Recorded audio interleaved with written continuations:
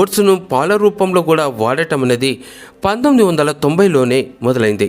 స్వీడన్లోని ఓ యూనివర్సిటీకి చెందిన రికర్డ్ ఓస్టే అనే శాస్త్రవేత్త లాక్టోజ్ అరగని వాళ్ళ కోసం రకరకాల ఉత్పత్తులతోటి ప్రయోగాలు చేస్తూ ఈ పాలను తయారు చేసి ఓట్లే పేరుతోటి మార్కెట్లోకి తీసుకొచ్చారట. ఇక అప్పటి నుంచి స్వీడన్ వాసులు వీటితో చేసిన కాఫీ, టీలను తాగిస్తున్నారు. ఆ తరువాత వీటి మార్కెట్ అమాంతం పెరిగిపోయింది. గత 2 ఏళ్లుగా మరీను ఎక్కువ పెరిగింది. మరి ఇప్పుడు వేగన్ పాల వాడకంలో బాదం తర్వాత స్థానం ఈ ఓట్స్దే.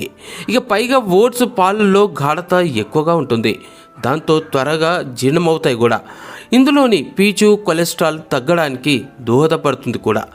క్రీమ్తో కూడిన సూపులు, కూరలు, స్మూతీల తయారీకి ఇవి చాలా బాగుంటాయంటారు. ఇక పెరుగు, ఐస్ క్రీమ్, చాక్లెట్ల తయారీలోనూ ఓట్ మిల్క్లను తెగ వాడేస్తున్నారు. ఓట్ మిల్క్లో పోషకాలు ఎలా ఉంటాయో ఒక్కసారి చూద్దాం. 250 ml ఓట్స్ పాలల్లో ఈ పోషకాలు ఎలా ఉంటాయో ఒక్కసారి చూద్దాం. 120 క్యాలరీల ఎనర్జీ ఉంటుంది. ప్రోటీన్ చూస్తే 3 గ్రాములు ఉంటుంది. ఇక కార్బోహైడ్రేట్లు 16 గ్రాములు ఉంటే, ఇక అన్సాచురేటెడ్ కొవ్వులు 4.5 గ్రాములు ఉంటుంది. సాచురేటెడ్ 0.5 గ్రాములు, కాల్షియం 350 మిల్లీగ్రాములు, ఇక పొటాషియం 390 మిల్లీగ్రాములు ఉంటే, సోడియం 140 మిల్లీగ్రాములు ఉంటుంది.